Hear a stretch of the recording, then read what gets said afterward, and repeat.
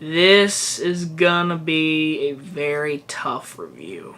Leaving Neverland. So a lot of you are probably thinking right now, Jacob, you're reviewing a documentary that wasn't in theaters, that released on HBO, and this is so weird, out of nowhere. And you know, I agree. I don't really review documentaries, I don't really review anything except for movies. Heck, I don't even do Netflix movies.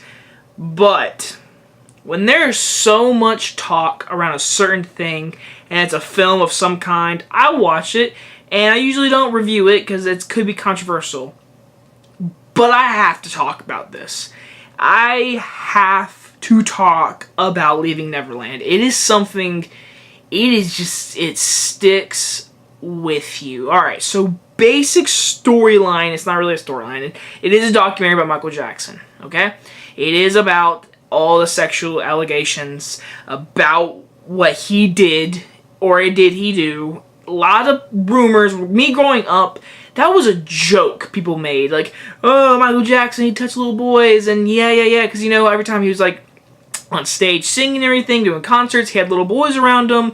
People just make jokes about it. And then there was, like, the 2005 trials, and one of the guys, the documentary's two guys, Jimmy and I forget the Short Shrimp, something like that. But either way, these two guys, kids at times, grew up loving Michael Jackson and had chances to become part of Michael Jackson. One was an Australian kid who got to go. He was like, hey, I'm going to make your life great. And he's going to go to California and give him a house and give him his career and everything. And one guy got to be on this like Pepsi commercial and all this kind of stuff. And it was just something that, it was a dream. I mean, you're an 8-year-old kid and he grows up and he's going to become Michael Jackson's little sidekick person. It's amazing. I mean, everyone loves Michael Jackson. I personally grew up and not really loving Michael Jackson. I personally, I love the song Thriller. Thriller is an amazing song, creepy as hell. I love it. The music video, no one's ever gonna beat it. It's just great. I love Thriller. I love it. Last year when the IMAX released for the movie, I literally went to IMAX to go see the music video in IMAX. That's the reason. Because of Michael Jackson's video. So, me personally as a fan, I do really like Michael Jackson. I really did. Keyword, did.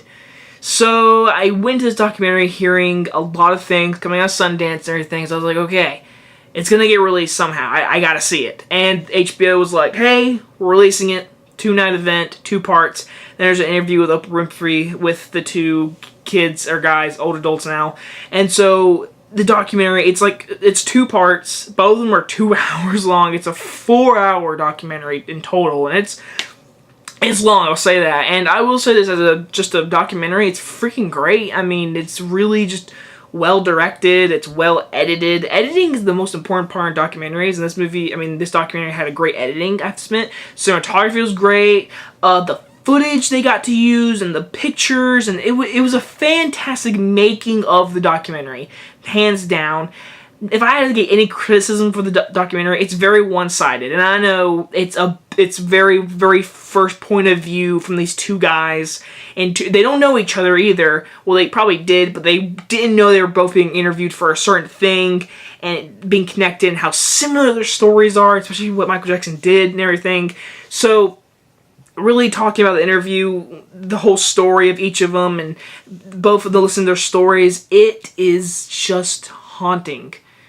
It's something you just can't let go. And the movie, the documentary really does show, because you're thinking, this is fake. If you're a Michael Jackson fan and you think this is fake, watch it first. Before you say anything, watch the damn documentary, because, like I said, I can never, ever Michael Jackson was something I grew up with, okay? That is just something.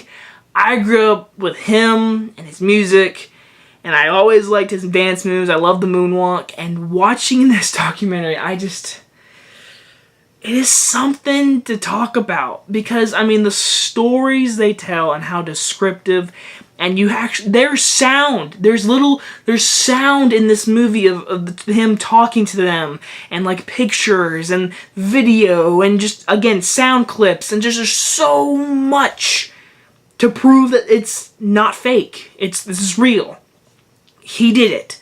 In my opinion, yeah, he did it. And he's a sick bastard. I'm sorry. That's what it is. I mean, I can't get into, I don't want to spoil it because I do want people to watch it. It is something, it's going to be talked about for a long time. Again, I mean, if you've seen Twitter or anything in the news lately, that's all it's been talked about this entire week, is this documentary and how, like, HBO's getting sued like $100 million, and just, like, the Michael Jackson family and, like, the actual Neverland. By the way, Neverland is, like, this big house and this land that he owned. If anyone knows what Neverland is, it's very big, very big. It's a big ranch, pretty much, that Michael Jackson owned. And the documentary does a great job of, like, it's like a haunting documentary. I love the editing of how it makes this place kind of evil. Again, that's the one bad thing. The documentary is very one-sided. It's very one-sided, and I wish it kind of had another point of view,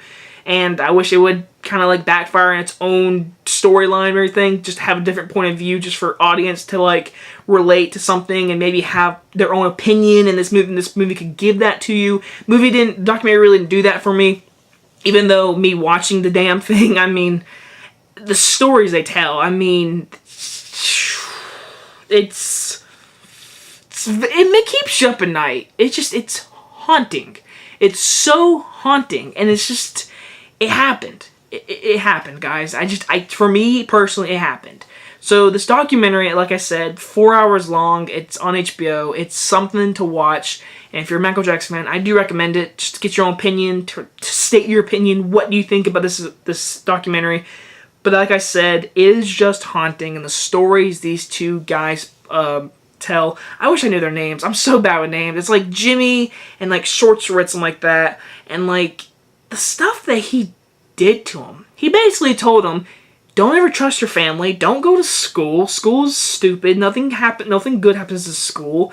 Just stay here with me. Let me take you in. The families would be put, like, when they come to California, the mom and dad be put in different rooms, like, really far away, different buildings, basically.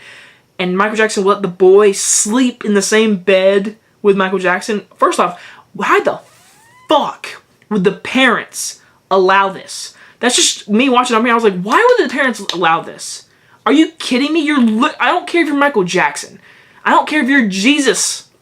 You're not gonna let your kid go and sleep in a bed in a totally different room from you and hear crying and hear moaning, and Michael Jackson's lying to the boy and making him lie to his own parents.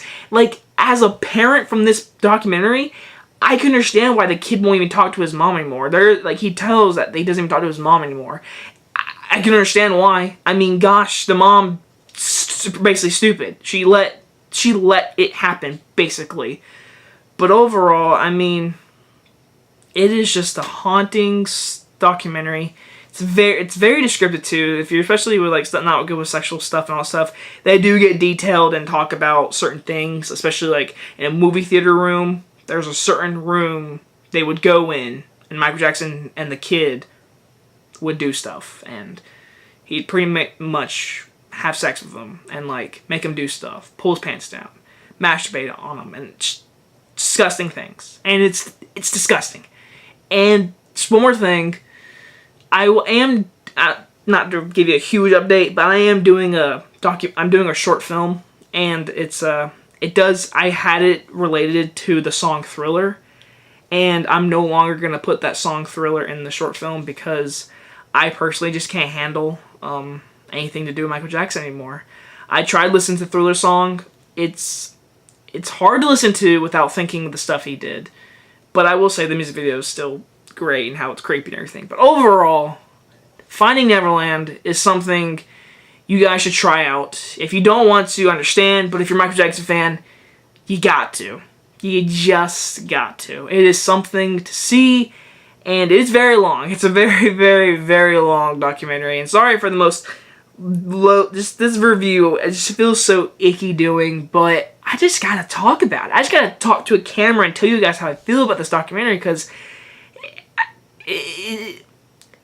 it's something that is just, I'm lost for words. I still am, and I watched this thing like 2 nights ago, and I'm still thinking and talking about it, and that's why it took me a while to get this review out. But yeah, Finding Neverland is, you gotta watch it. So for a grade, I'm gonna get A-.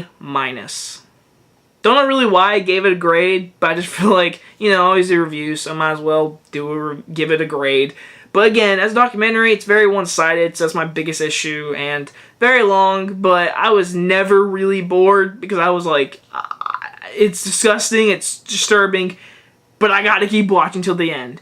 And it's affected my life for Michael Jackson, and me being a fan, and yeah.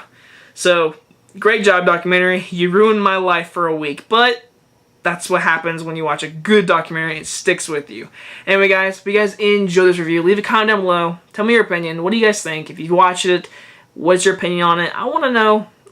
This was a hard review to make. I'm sorry that it's very monotoned, but it's a very hard subject to talk about. Hope you guys enjoyed this review, and I'll see you guys next time. Bye-bye, guys.